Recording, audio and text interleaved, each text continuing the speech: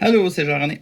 Dans ce travail-là, ce que je vais vous demander de faire, c'est d'analyser l'effet de l'huile numéro 1 versus l'huile numéro 2 sur la dureté de la trempe initiale, la dureté du premier traitement thermique, là, pas du revenu, vraiment la première fois qu'on fait la trempe à l'huile. Je veux voir si l'huile numéro 1 ou la 2 donne une dureté plus élevée pour la trempe de la C4140. Fait que dans le Google Sheet, ce qui n'est pas ça, c'est une feuille de papier blanc. Dans le Google Sheet, vous avez les données de tout le monde. Là, ce que je fais là avec mon papier, c'est vous expliquer comment on va faire pour les traiter. Donc, comment on va analyser les duretés de l'huile 1 versus les duretés de l'huile 2. Puis, on va aller au-delà de faire juste prendre toutes les données de l'huile 1, faire la moyenne, prendre toutes les données de l'huile 2, faire la moyenne. On va essayer de faire de quoi que statistiquement ou mathématiquement un peu plus de sens. Fait qu'on veut, pour la première fois là, pendant la session, là, on va prendre les valeurs aberrantes, c'est-à-dire les valeurs qui sont les duretés qui sont super hautes ou super basses, puis mathématiquement, on va utiliser une technique pour les enlever, qui n'est pas juste comme notre opinion, dire toutes les duretés sont autour de 50, 40, et 1, je vais l'enlever parce que ça fait pas mon affaire. Il y a une manière statistique pour dire cette valeur-là est aberrante. C'est ça qu'on va faire là. Fait que, je vais le faire avec un exemple qui est fictif. Bref. Ici, là, j'ai des duretés. Imaginons là, qu'on a fait 16 trempes. J'ai 16 chiffres. Puis on demandait à un être humain là, d'aller prendre les mesures de dureté. Puis ils ont écrit à mesure qu'ils prenaient première pièce 50, 51, 52, 48, 57, 104, 8, puis là, 58, 57, 54, 56. Il a pris 16 valeurs parce qu'il y avait 16 pièces. Là-dedans, il y a des valeurs qui sont visiblement pas bonnes.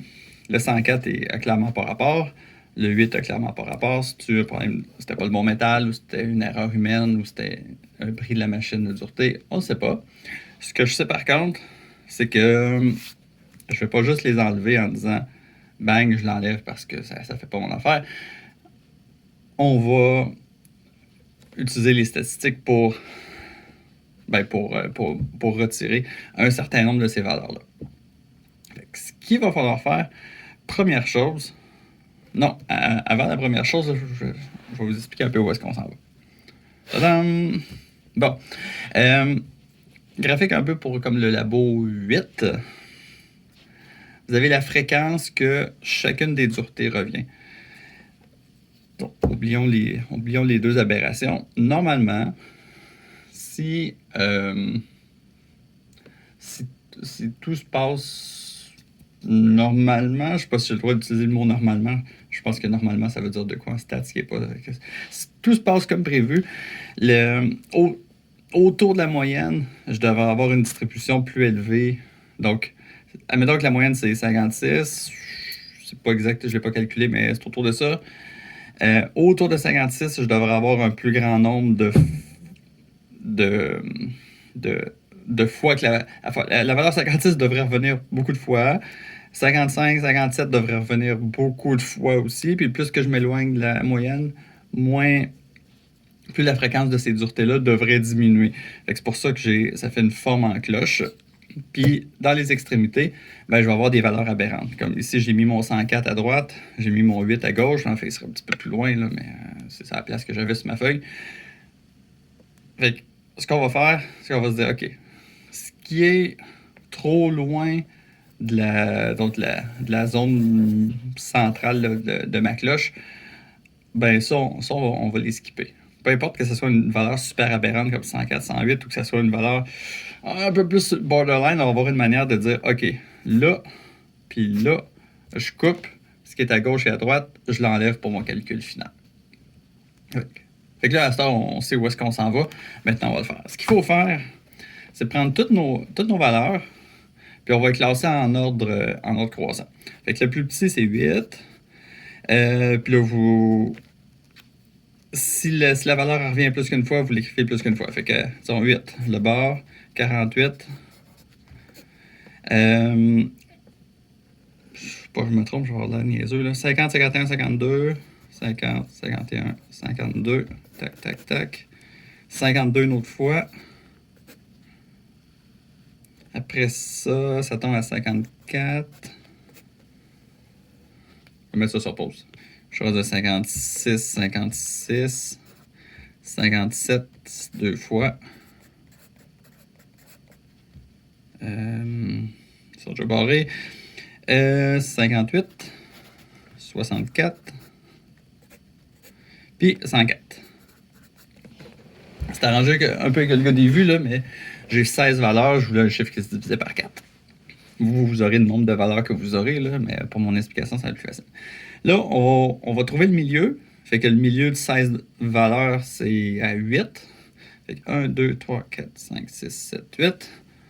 On va splitter ça en deux. Fait que j'ai la moitié de mes valeurs qui sont en haut de ma ligne, la moitié qui sont en bas.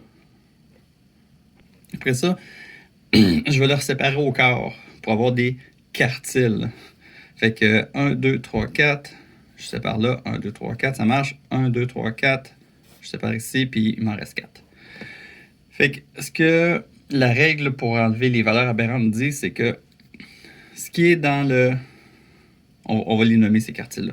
Fait que ça va être le premier quartile, le deuxième, le troisième, puis le quatrième. Donc, ce que la loi dit, c'est que ce qui est dans le deuxième et le troisième quartile, c'est bon. Ça, on va le garder. Puis la moitié du premier quartile, puis la moitié du quatrième quartile, c'est bon aussi. Fait que je coupe ça là. Ça, c'est bon. Ça, c'est bon. J'avais 4 valeurs, fait que la moitié, c'est mes deux premières valeurs. C'est pour ça qu'il fallait que je les mette en ordre croissant.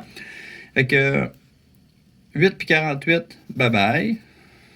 Puis 64 puis 104, bye-bye aussi. Fait que si je reprends ces 12 valeurs-là maintenant, puis là, vous calculez la moyenne de ça.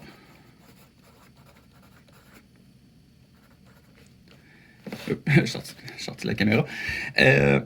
Ben là, vous allez avoir la bonne moyenne en ayant exclu les valeurs aberrantes qui seraient dues à du hasard. Fait que hasard de mauvaise manipulation, mauvais équipement, mauvais métal, mauvais tout. Mais on n'a pas à les garder dans nos calculs finaux parce que on sait qu'ils s'éloignent trop de la courbe de distribution normale puis qu'ils ont juste pas rapport ici. Fait que votre job, c'est dans Excel, faire ça 2 fois. Pour l'huile 1, puis pour l'huile 2. Puis, vous allez pouvoir conclure, est-ce que l'huile 1 versus l'huile 2, est-ce qu'il y en a une qui est meilleure que l'autre?